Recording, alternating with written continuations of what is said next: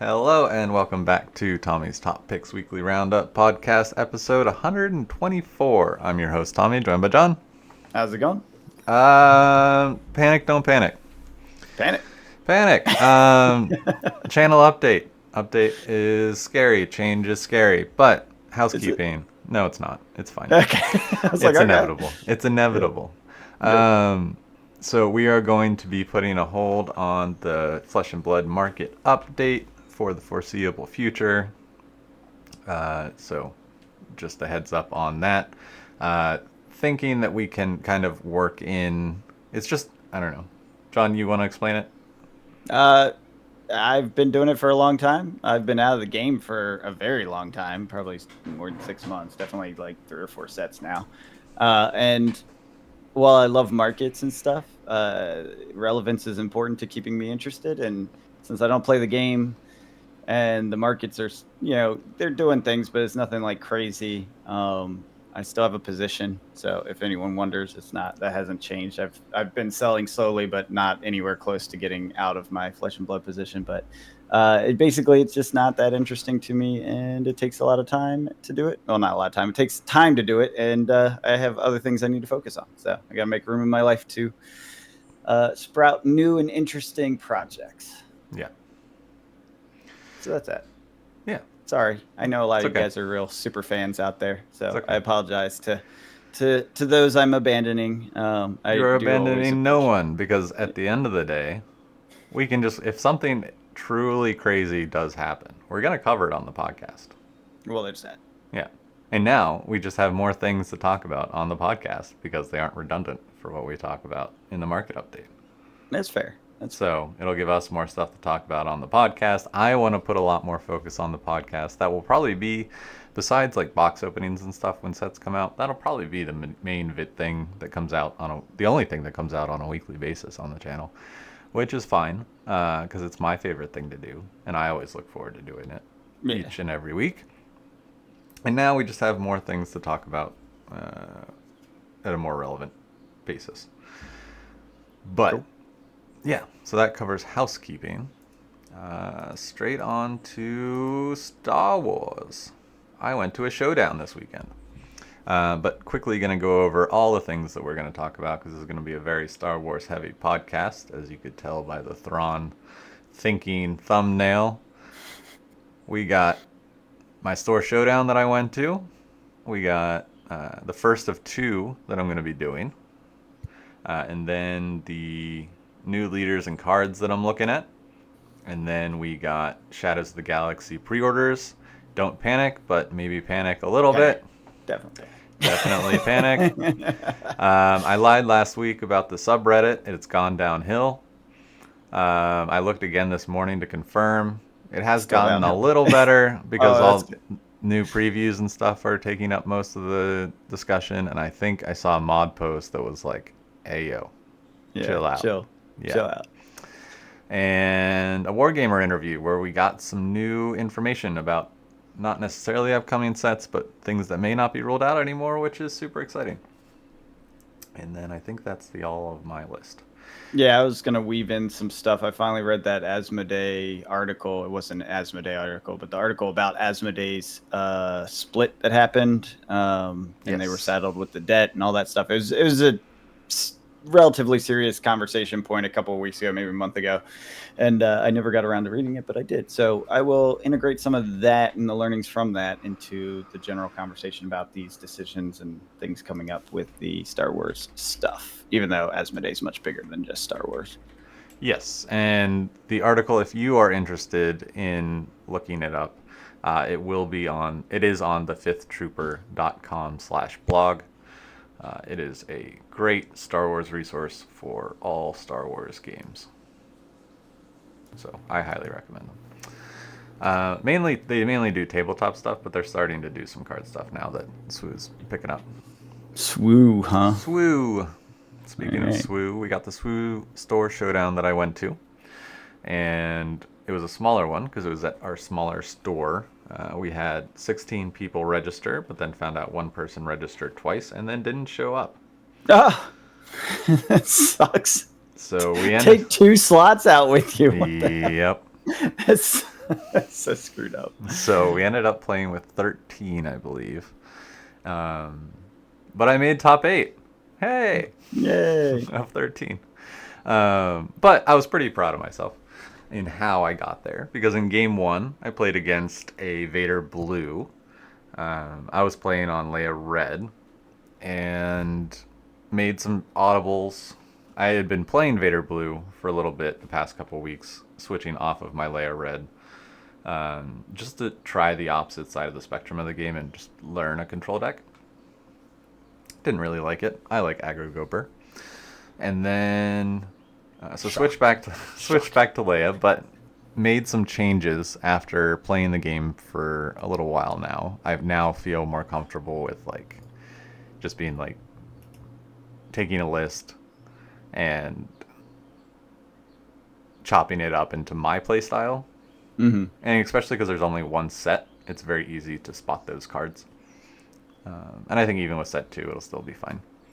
But I feel like I've gotten the confidence level to that point in the game where I can just brew and have success with it. So took that first one. Basically, I beat him turn 8 game 1. No, turn 7 game 1 before the Super Laser Blast came out, so one turn ahead. And then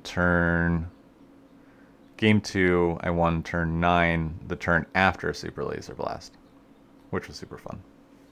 Wait, you won even though you were super laser blasted, or you super laser blasted? He Super Laser Blasted me. And you still won. I won because he did that turn 8, Yeah. and that used all 8 of his resources. Uh-huh. And then I played cards using my 8 resources, and then he claimed initiative.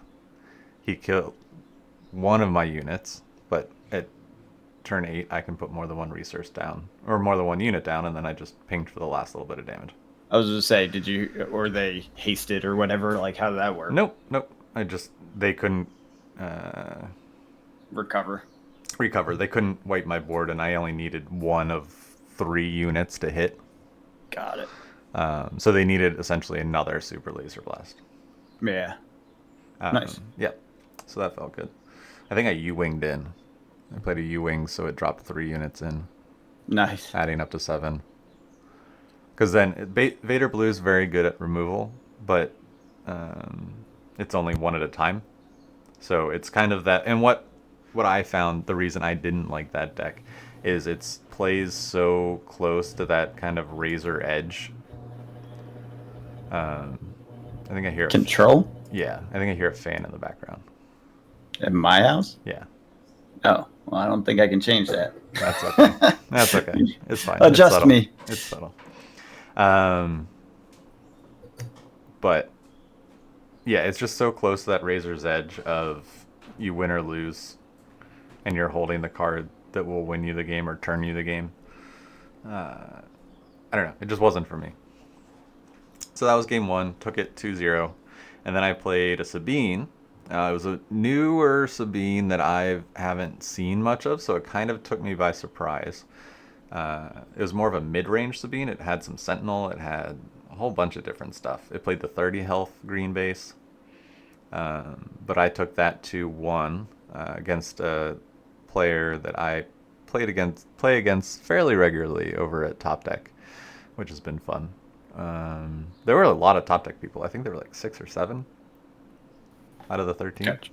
Yeah. So it's a community moving through shops. Yes. Yeah.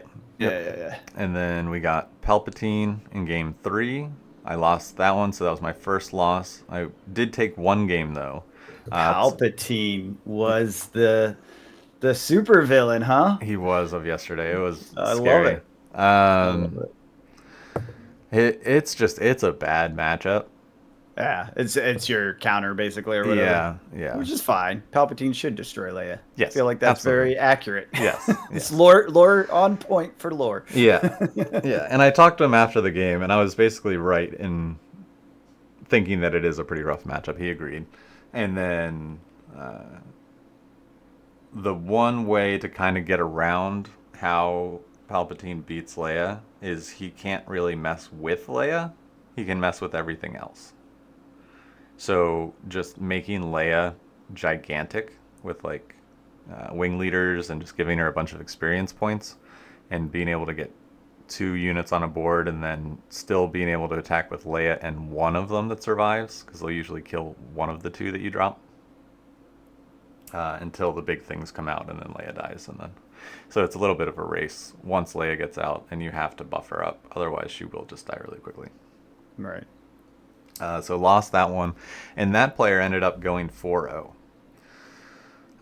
So that was my only loss, because my game 4, I won 2-1 against another Sabine. This was a Sabine aggro. And so I ended up placing second in the Swiss seeding for top 8. So I got the second seed.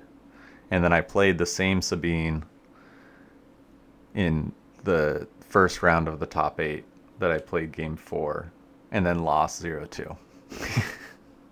Because I lost this. I just didn't draw space, and they drew an A-wing and a red 3, and you can't really take the space back from that. I do have a card that allows me to do that, which is Wedge, but that doesn't come out till turn 5. Yeah. Which then gives vehicles ambush and +1/+1 to make those trades very good. And ambush is kind of like a haste, but can only attack units. Can't attack base. And then, but funnily enough, it was the person who needed a deck, and I brought them a deck. Ah, that's cool. A buddy of mine. So it was fine. It was great. It was fun playing them, and then it was funny that we got matched up again right after. Yeah. But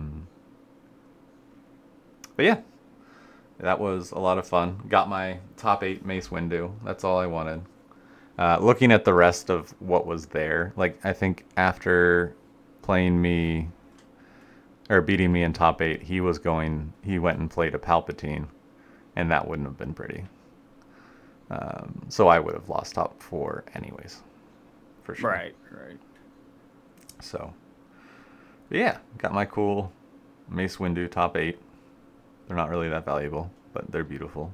And it's the first time we got droids on a card, which is super cool. And then got some takedowns. The kind of promo card for showing up is a full art kind of play pack style version of Takedown, which is a very good blue removal card, but may be replaced. There's more blue removal cards coming in set 2. One that can kill a leader for 6. So, yeah. Blue's going to get scarier next set. But now, yeah. I have to ask, you said you're at the point of brewing and all this stuff. Do you do like turn math, basically, like curve math for brewing? So obviously you want a nice balance of 1, 2, 3, 4, you know, to match. How many cards are in the deck? 60? 50, 10 sideboard. 10 sideboard. Okay, yeah. So you do a curve based on drop speed, and then I guess you can kind of calculate the speed of your deck by what's the damage output possible for each of those. Correct. Turns, essentially. Is that how you build the decks? Is that the basis of it, or is it more around theme / ability / like how do you think about that? Just curious. Yeah, theme and ability. I mean, so the Leia's a bit of a. Let me just pull up my deck list. Leia's a bit of a. It's different because she's the one I'm most comfortable brewing with, because she's the one I've played the most, right? Gotcha. So I gotta log in. And she's a 4 or 5. I forget what she comes out on 5. 5. But you don't pay the cost when they come out. They just, once you get there, you can bring them out. Oh, that's right. So you don't have to worry about that taking a spot in the curve. Correct. But you have to think about what cards you're playing alongside her. Around that. Yeah. And what cards you're playing before her. So, like, a really good compliment to her is you get a bunch of small guys out, right? Like your 1s and 2 drops. and then you, on the turn that she comes out, you can use her action, which is attack with a rebel unit. Then you may attack with another rebel unit. So ideally, you have 3 other units out, right? So on turn 5, you use her action ability first to attack twice with 2 of those. And then you bring her out, and then you can either attack with her or use a fleet lieutenant, which is a 3/3 that when played with a unit, if it's a rebel unit, it gets +2 attack for this attack. So then she gets +2 attack, and then triggers the attack of your 4th rebel. Got it. And then we also have a bunch of on attack do this, like benthic 2 tubes. On attack, another friendly aggression unit gains raid 2 for this phase. So which you is create this chain of correct attack triggered things. Yeah, I get correct. you. And free attacks too. That's overwhelming, the amount there. Right, so you can have a lot more damage on Yeah. board than your opponent can read. Yeah. So when they're reading how much damage output you're going to have this turn, which for most decks you can do. Yeah. But for Leia, it's kind of tricky to read as an opponent. So if you have Benthic out and you have, let's say, Partisan Insurgent, because Benthic's a 1-drop, Partisan's a 2. So by Leia coming out, it's pretty common that you can have both of those out unless your opponent removed them. Mm-hmm. And then the Partisan Insurgent is, while you control another red unit, this unit gains raid 2. So if you have Benthic and Partisan out, you can activate Leia's attack, swing with Benthic for 2, give Partisan raid 2, and then immediately attack with Partisan that now has raid 4. So you're attacking for 2, 4, 6, 7 with 1 action on as early as turn 3. It's wild. Okay.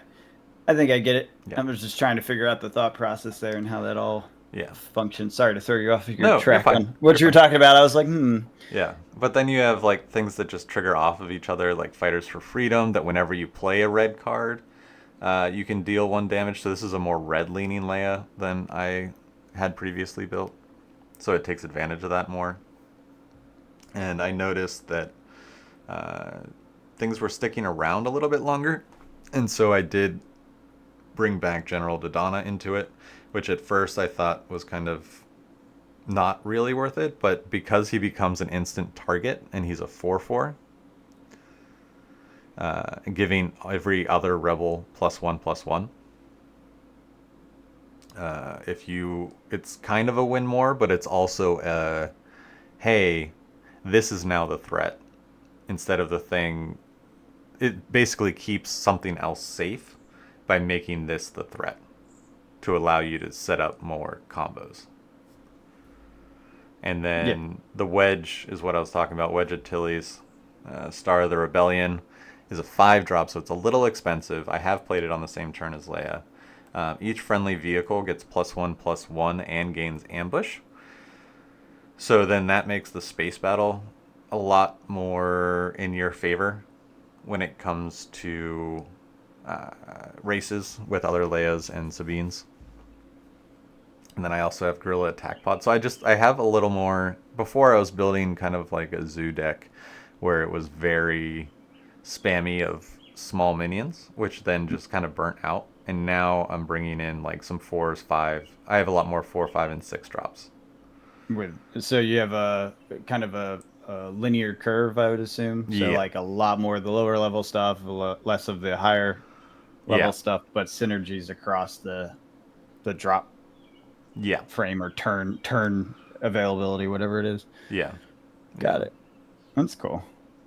So wait, I'm sorry, where did we get on the tournament? I cut you off in the middle of that because I asked that question. And so did we finish that? Did you finish talking about it? Oh, okay. Sorry, I made it to top 8, lost, and then was happy with that. Yeah. Okay. Yeah, my goal for the day was just make top 8. And I knew it was feasible because there was only going to be max 16 people. But even then, you spiked it. even then, there were a lot of really good players there. People already with like had won store showdowns, and I came in second in the seeding for the Swiss round. The only and so I was 3-1. There was 1-4-0, and the reason I was second was because my Palpatine. one loss was to that 1-4-0. That's right, Palpatine. Yeah, Palpatine was palpable. the hero of the day. Yeah, there were two of them in the top 8. In the top 8, there was 2 Palpatines, a Boba, 2 Sabines, and I feel like I make something good else. calls without knowing this game very well. I knew Sabine would be powerful. Yeah, she's really good, and there's different versions of her too. That's what's really cool about. Yeah, that's the I part like I about this don't know game. yet, but it seems like that's where there's some cool depth. Yeah, is you add a new aspect to it just by switching the base, and you have access to all these different cards, and it's just a completely different deck. Yeah. I mean, Fantasy Flight did it. I'll say it again. They did a very good job designing this deck, and lots of people were talking, or designing this game, and a lot of people were talking about that at the shop. But again, the other part of the discussion was pre-orders of the next set. Yeah. So, on to that. Don't panic, but maybe panic a little. Panic a So, little. from what I'm understanding from watching Fantasy Flight Games live streams on the game and what they've said about it and what other content creators are saying, is that this next set is going to have a similar, maybe slightly larger run than set 1, but I feel demand is even higher than set 1 now, that there's an established player base and word has gotten out, because I feel like there are, like, set 1 kind of stealthily came out. Like, a lot of people that were looking for it and paying attention to it obviously knew it came out, but I feel like it kind of went under the radar as being taken seriously as what it has become now. And I feel like a lot of people heard about the game after the release. Yes. And Agreed. so a lot of people tried to jump in then. And there was a good couple week period where you could still get boxes for 90 to $100. So it wasn't immediate, right? Mm-hmm. We are over a month away from set 2. And I'm feeling nervous. Stores are starting to get their allocation numbers. And so I started to look on, when that happens, you start to really see a big push online of people getting boxes up, right? On TCG Player, have you looked at? Mm-hmm. I have it open right now. Yeah. It's 203 yeah, plus shipping, yeah. Almost as much as set 1. which is down to 213 Yes. plus $10 shipping. Yeah. Oh boy. So I will say one good thing, or a couple good things about this. One, pre-sale is pre-sale. Correct. Be careful with that. Everyone. Do Do not freak out at the pre-sale period, because it's always overhyped. Mm-hmm. Almost always comes down to some degree. Now, will it? Hard to say with this one. Second. This is the other half of the equation. Look at the first one. It's 213, slowly leaking down. There's still supply on the market. It's not impossible to get. I believe they're still pushing out boxes, right? Yeah. Every month or whatever, right? So, I mean, given that supply and where it is and where the market is, it's not a $700 box, not a $1,000 box, right? Like, it's expensive, but somewhat reasonable. Yeah. And this is another set that's probably going to be the same-ish print run. Yeah. Unfortunately. And so as a result, like, the market didn't lose its mind completely on set 1, therefore probably won't on set 2.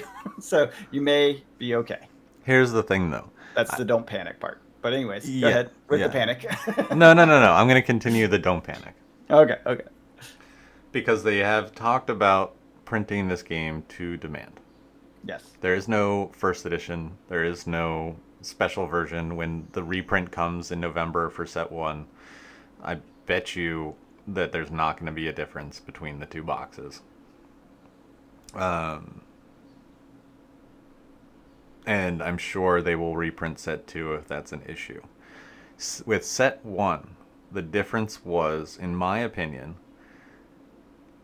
I don't know if there were a lot more boxes held back sealed for the intention of selling down the road as there will be for set 2.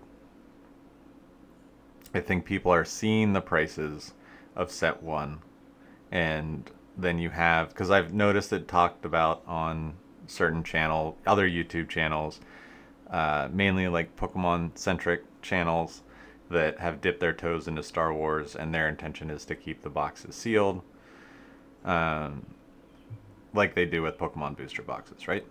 Mm-hmm. I don't. I think more people are trying to get set 2 to do that, but missed it with set 1. So I feel like if a reprint comes, when a reprint comes for set 1, the box will not fall as far as a reprint for set 2. Agreed. That makes sense. It's always the first set. Shininess. Yeah. That's just the thing. Yeah, especially with the Star Wars product. Yeah. Um, I mean, this set agreed. 2 does have Darth Maul though. I agree. There'll be reasons, but that's now Yeah. you're Sure, slicing yeah, the yes, reason correct, down to correct, a smaller yeah. reason. You know Yeah. what I mean? So yeah. So, but yeah, I agree. And frankly, the fact that we're seeing prices slide on set 1 down to the 200 range, I know it's a little elevated. It's not great. It's not what they want. It's not ideal, but it's not insane, right? No. This is not $1,000 box. This is not the first chapter Lorcana, right? This is not what was the other game? The One Piece stuff where the boxes, you know what I mean? Like this is a healthy level of demand is outweighing strong supply. market. Yeah, exactly. Demand is outweighing supply, but not by enormous amounts, reasonable amounts, which is good. Right. And I think more print is probably coming at some point. So. Yeah, and I think the announcement of that has helped keep the prices where they are. Yeah. It's all good. I think it's solid. Yeah. I'm actually less worried about it than I was a few months ago, where it felt like we might be seeing a complete cessation of boxes for this first set, and because they just were going to be out of them. Yeah. So stores are starting to get their allocation numbers, exactly how many boxes they will be getting because they put their orders in. So we should, and they're being told, stores are being told that this order should last them till August, which is only a month. So more boxes are coming, but if the price gets inflated before then, the rest of the waves probably won't be MSRP, and they did increase the map pricing to MSRP, so you do not look for those $90, $100 boxes online. Oh. I didn't even know they had map pricing. Yes. And they raised it to MSRP this time to help, which I think was very smart. The other aspect of this is they are not introducing any more stores. No, the only stores that are getting set 2 right now are stores that got set 1. Right. So it's a constrained pipeline. Correct. So my recommendation, go to your LGS, ask them about pre-orders. If it's MSRP, support them, because that is MSRP is a deal if you want it now. Now, if you can wait, be ready for it to be canceled, though. Yes. Because at this point, if you haven't ordered, it's probably too late. Which is terrifying because we're still over a month away. I know. But that rush definitely happened on release or on the pre-sale release.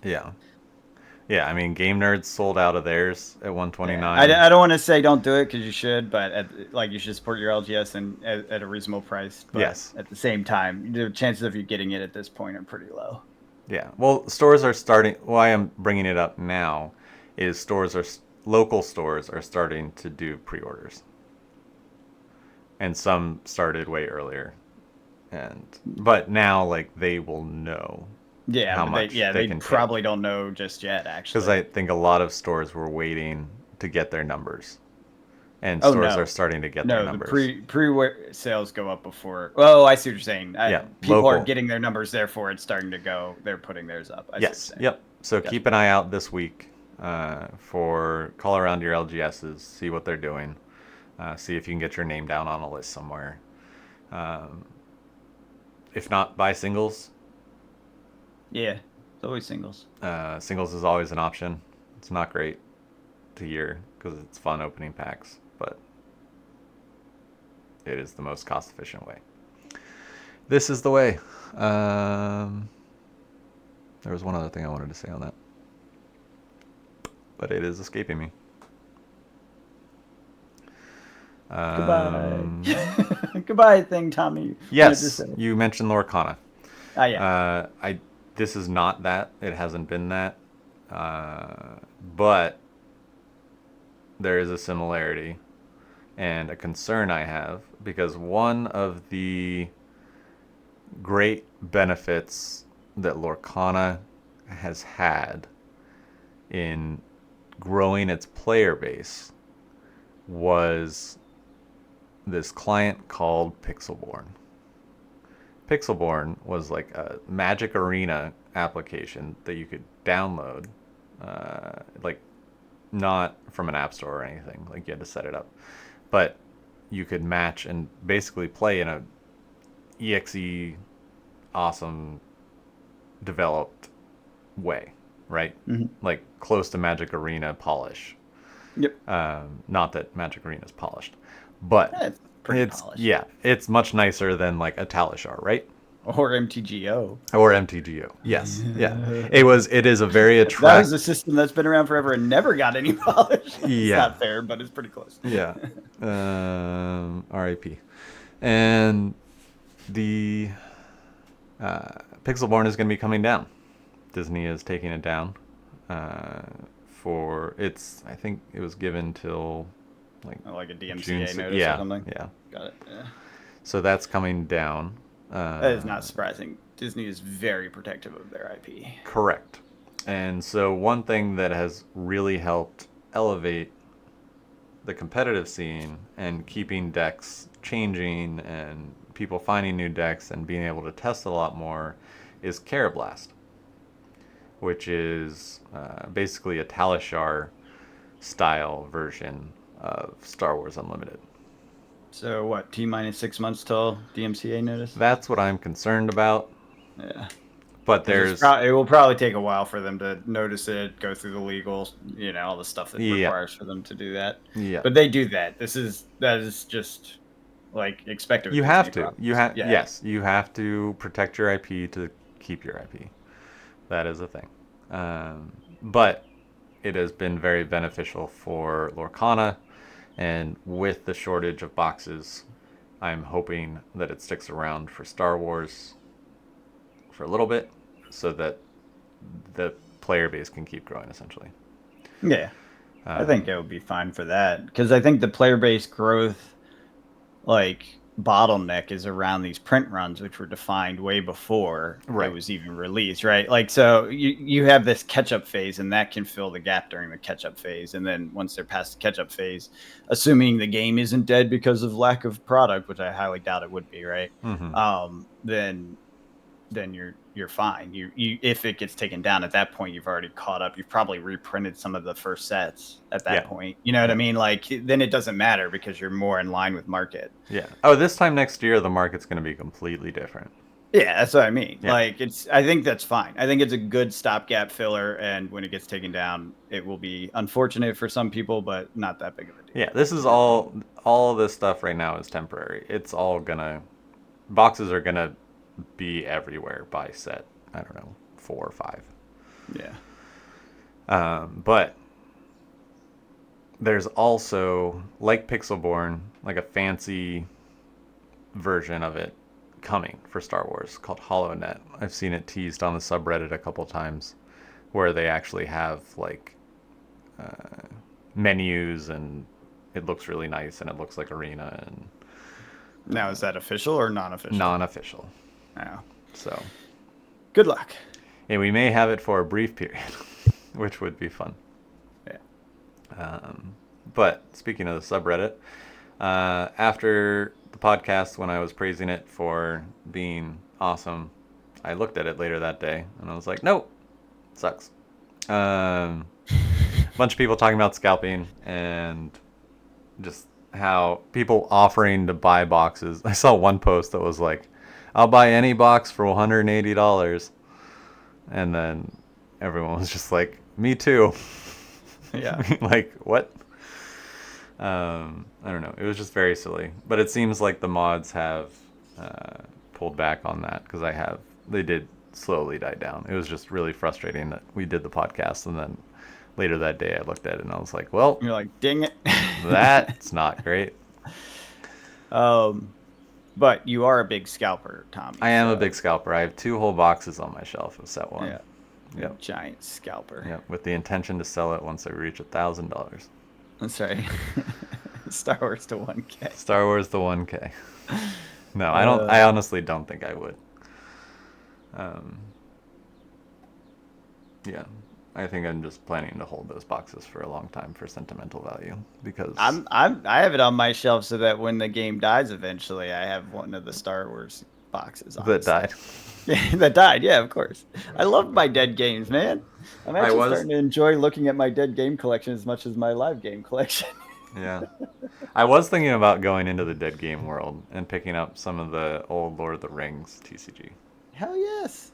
I mean, if you like them, it's fun. If I it brings you joy, it's great. Yeah, I grew up playing. I have a bunch of the cards. Yeah. Like when I was going through my childhood that's why I got collection. the 90s cards. Yeah, I have these 90s boosters. I love looking at it. I mean, it's silly, but it brings me joy. Like when I was going through my childhood collection, I had Pokemon, I had Yu-Gi-Oh, and I had Lord of the Rings and Dragon Ball Z. A little bit of Dragon Ball Z, and Harry Potter. I played a lot of card games as a kid. Yeah, that just totally gave me a kick. Like, maybe I should buy some of these dead games, because we're out of the bubble now, so they're probably even cheaper than they were before, and we should just sit down and like play some stupid dead games. I wonder if you can draft Lord of the Rings. I was a kid, so I never drafted. I want to get 2 of the Ice Age starter decks and play them again. See Magic back in the 90s. That will blow your mind. You'll be like, what in the hell is even I would going do on? that with you. That'd be a fun The video. rules were different back then. I don't know. We might have to find the old rules. It'd be a fun video, though. Yeah. Anyways. But, so last thing on Star Wars, we had a Wargamer interview with designer UKGE. Designs, so we have designs in place up to set 9. He said, I'm one of the leads on set 7, and that set's fully designed. We're just balancing now. Which is... That's crazy. That they're that far out. Yeah. So design-wise, do not be afraid. They are set. It is strictly a production issue, which is out of their control. Set 9. Yeah, that is the scary part, is that they're at set 7, and so basically the next 2 sets at minimum are going to be print run concern. Yeah. Yeah. I think once we get to set 5, things will be fine. I hope so by then. I hope so. Set 9 is in active development. Year 3 is deep in planning phase, or the design phase. Pitches start for year 4 this summer. These are just a bunch of quotes I pulled from the article. Next one is, I was the co-lead on set 5 as well as set 7. So working on set 5, I already knew what we were going to be doing for set 7. And we were able to seed some ideas that would pay off later down the line. Which is awesome, being able to do that. Because then you have demand for cards in previous sets become relevant later on, which is always good. And then this was one of my favorite quotes. The commitment to the game is total. Yeah, and that's from the studio, right? Yeah. Yeah. So that's cool that the studio is 100% in. Now I want to take it back out to this Asmodee thing a little bit. So I guess we mentioned it. So I just give a summary. Basically, the company split off into three parts. Asmodee got saddled with the debt. Asmodee was a subsidiary of this other company. I can't remember its name. Embracer Group. So it split to Asmodee, Middle Earth Enterprises, and Coffee Stain. Asmodee was saddled with the almost $1 billion in debt, which is kind of crazy. But the reasoning around that is this EBITDA profit margin. So basically, they were profitable. The other games were not. The other orgs were not, so they couldn't handle the debt, right? That said, historic financials show that their profit margins are sliding. So Asmodee is in a bit of a struggle situation. Now, reality, Asmodee is like 30 different IPs. So when you think about this roll up is a lot of things, including things like sleeve companies and stuff like that. So, so you take it all with a grain of salt. But when it comes back to this sort of support and that sort of thing, spinning off properties to help pay down this debt is not out of the realm. And then the other thing, so i.e., if a company wants to buy this IP because it's such a popular game, that might be a thing. The other thing is they mention that they have 10 months to refinance. Now, they're very optimistic in this article about this, but I wanted to point out that in a high interest rate environment, refinancing is typically not great. Everyone has gotten so used to it being a good thing for the past decade plus that everyone's like, refinancing is fine. It's now cheaper money. Well, that's not true anymore. Yeah. It's more expensive money, probably. I don't know when this debt was exactly taken out or what the rates were when it was. So maybe it's lower, but I don't think it is. And so that's not the best viable option. So I do see asset sales as a possibility. Now, will they sell Star Wars? Will they sell X-Wing? Will they sell, you know what I mean? Like there's a lot of properties they could sell before Star Wars gets sold. And this is a good point made. Just because it gets sold doesn't mean anything changes for the actual design and release. Correct. Because the design and release by a studio is the studio's work and business, and the publisher company has some say, like the printers and stuff like that, but it's higher level, and those sorts of things would probably have some sort of smoothing process for the transition. So I don't think it would have a big impact, but it's a non-zero chance that the game just gets dropped or killed somehow. Like that is technically possible. Don't panic about it though, because I think it would be a very minor thing considering how successful it is so far. Yeah. So they're all in. They're all in. So is everyone else. Yep. And another quote, they don't want to leave things to chance. We want to be working ahead of our deadlines. We want to be making sure that there aren't issues going forward. And the final one, which I'm pretty excited about, the Legends material. They were asked previously about Legends material, so like pre-Disney Star Wars characters, and if they would be brought into the game, and they said they couldn't say anything on it yet, but they asked again and said the response was, the Legends material is so rich and it is so beloved by such a segment of the community. I would say that we're tuned into that, and we're tuned into the desire for that to be in the game. Is that IP fully owned or no? That's the question. Got it. Because those are usually so it's not a yes, it's not a no. IP. Yeah. Because I remember that era of Star Wars. A lot of that was just like, that was a different day. It was a different day. Yeah. But it's not a no. Yeah. So if they can make it work, they will. Yeah. And I also predict that, I mean, like their Shatterpoint, like their Legion, they come out with things revolving around shows, revolving around movies, revolving around all the stuff that Star Wars Disney is doing. And it doesn't appear to be slowing down anytime soon. I mean, we have The Acolyte in 2 days. Hyped. Actually, I would say this is a more dynamic and easily structured system for co-branding, right? For co-release, co-marketing, whatever they call that, right? Because cards that come out, 3 times a year or whatever, will always have something close to the time frame you want it to come out, right? Yep. And the better you get at that timing, the better that cross marketing is. And cards are easier, faster, I think. I could be wrong on this. I don't really know, to design, but I assume easier, faster to design than something like X-Wing models and I'd assume so. like squads and stuff, because you have plastic manufacturing, construction, boxing, all that stuff versus design of the mechanics, print some cards. Right. You know what I mean? Like Right. it seems like a much easier logistics chain. That is being said, I have no idea if that actually is true. So Right. You could build the mechanic of the game with like placeholder names and then just fill it with whatever you think is most close to thematically accurate. Yeah. Yeah. Which I will say they have done a great job at taking these characters and making them cards. And making quotes cards and making it's I don't know. My commitment to the game is total. Tommy's all in. I'm all in. I'm all in. How many cases did you order? Not enough, John. Not enough. He wants to open them all. He's not a scalper, people. No, I'm opening everything, John.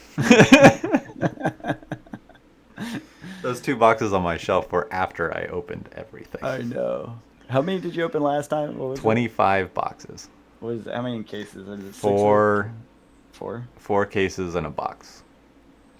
Because I bought 4 cases and then bought a box after my prize money at my locals got enough to pay for a box, and they were still $90 a box, and I was like, "Yep, seems good." Yeah, that's so funny. Yeah, and then ever since I've just been trading, which these cards sell so quickly. Like if they are a playable card, I put them on eBay for my like duplicates and stuff, and they sell real quick. Like demand is high for singles. I bet. Like yesterday, I traded a whole deck to somebody who they pulled a hyperspace foil boba, but they just have only opened a couple packs. They got very lucky, and they were like, "Hey, would you build me this deck, and I will trade you the hyperspace foil boba? They're about the same price." Yeah. And I was just like, "Absolutely." Yeah, you got it. So I got rid of a bunch of like $10, $5, $15 cards and made that into a hyperspace foil boba. So now I have hyperspace foil boba and Vader. Now I just need Luke.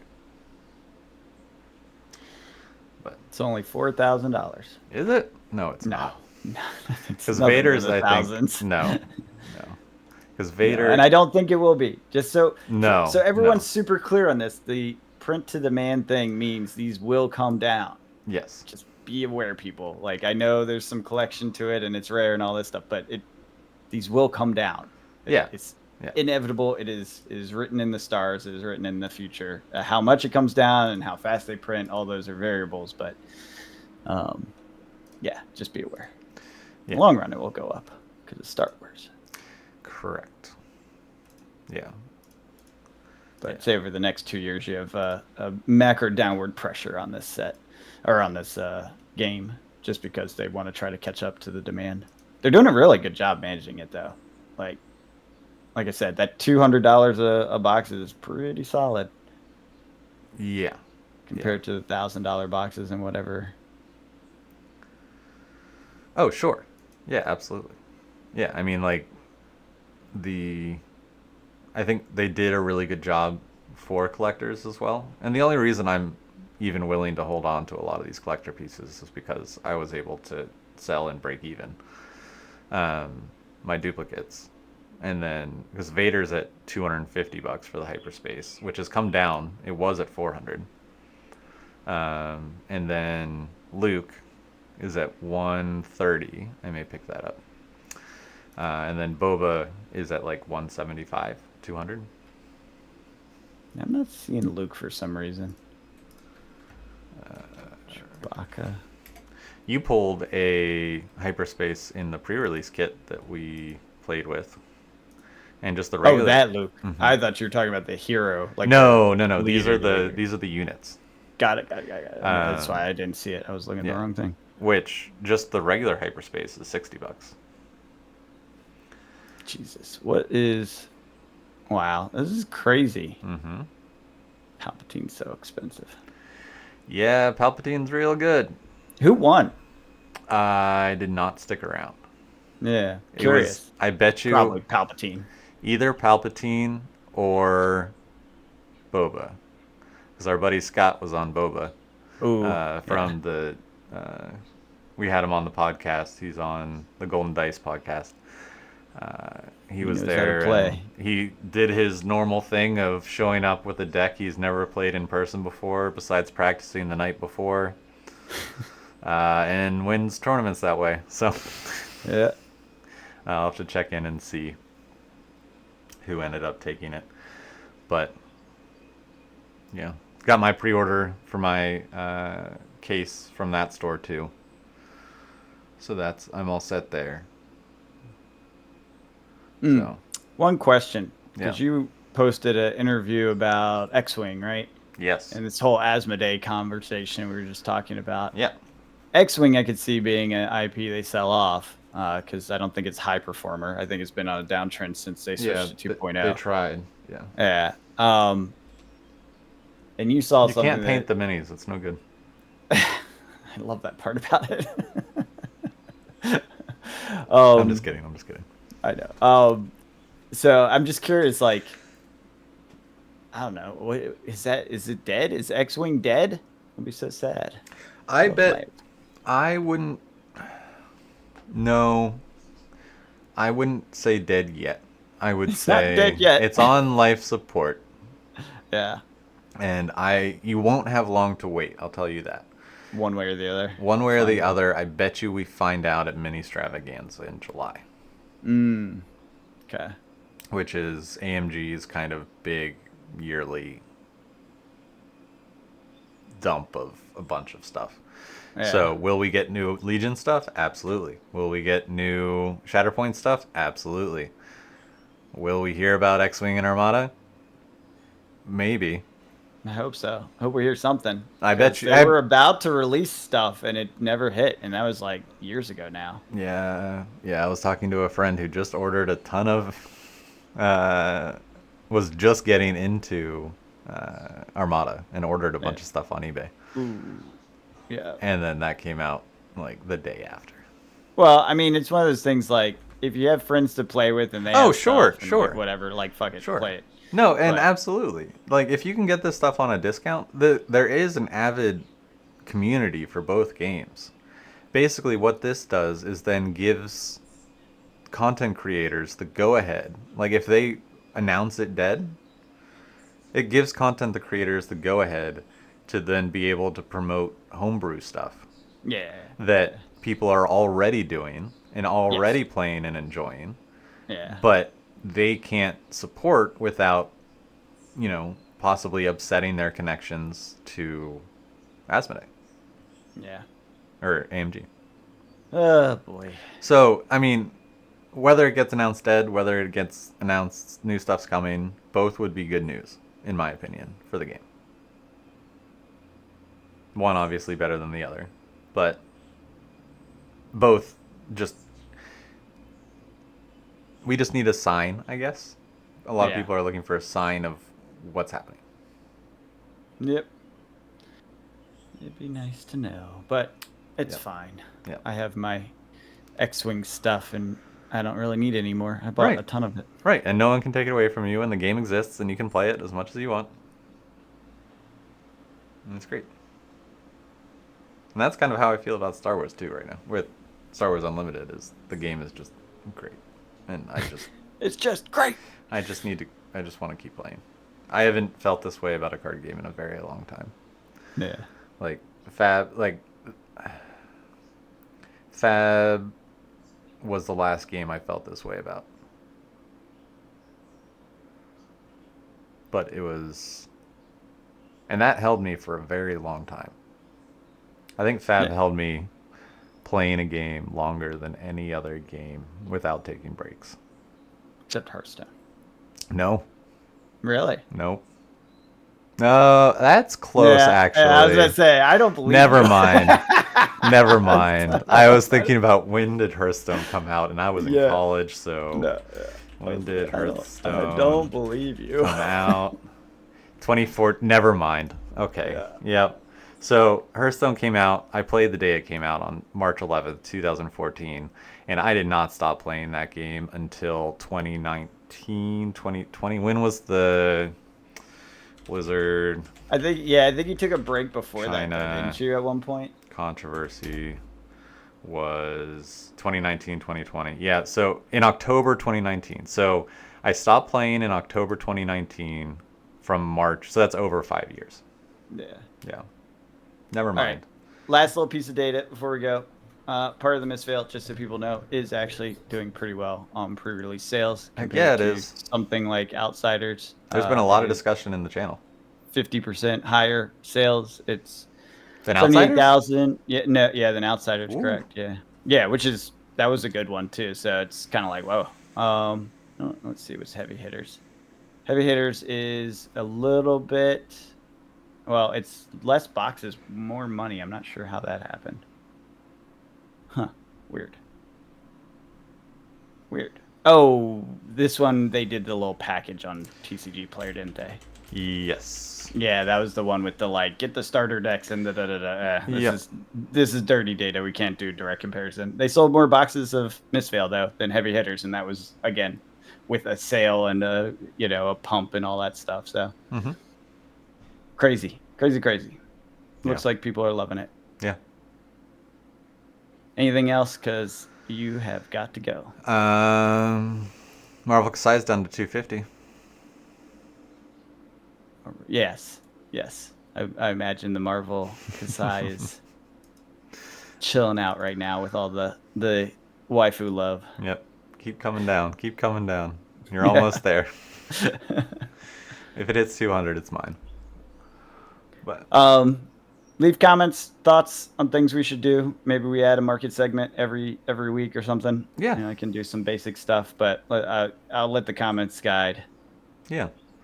We should have said that earlier in the podcast. It's fine. Only the true faithful get an opinion. That's fair. Leave hashtag in my opinion. In and my then opinion. leave what you want us to talk about on the podcast on a weekly basis. And Cool. It will make it at least one podcast. We promise you that. We promise you, if you One leave time. a comment, in my opinion, it will make the next podcast at least once. And it may just become a reoccurring thing that lasts forever, because this podcast is not stopping. That's right. So right. until next podcast, we'll catch you guys later. Have a good one.